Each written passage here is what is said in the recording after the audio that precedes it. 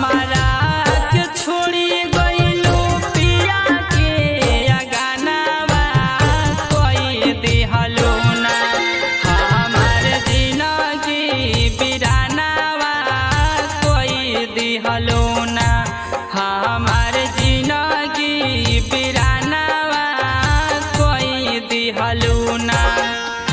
ऐसे कह कहतर मिक्स बाय प्रीतम मौर्य।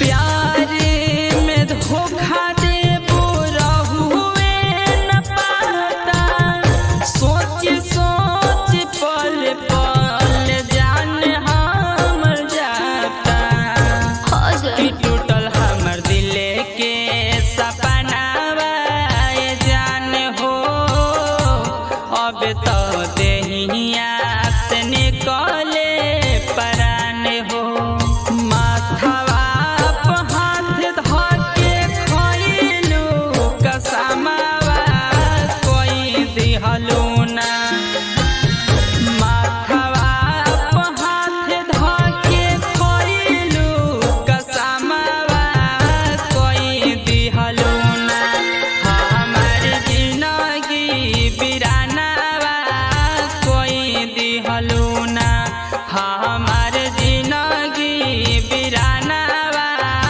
कोई दिहलू ना। ना जा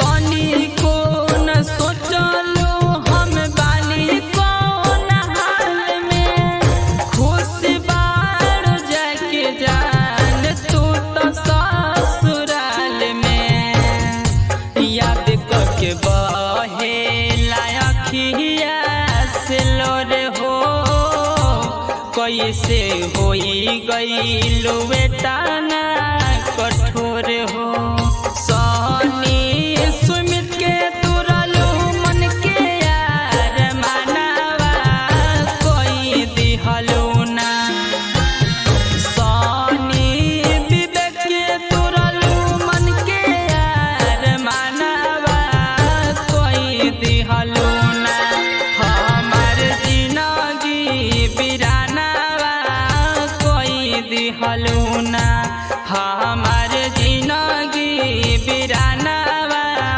कोई दिहलू ना। चुप रह जान मजबूरी नु बा।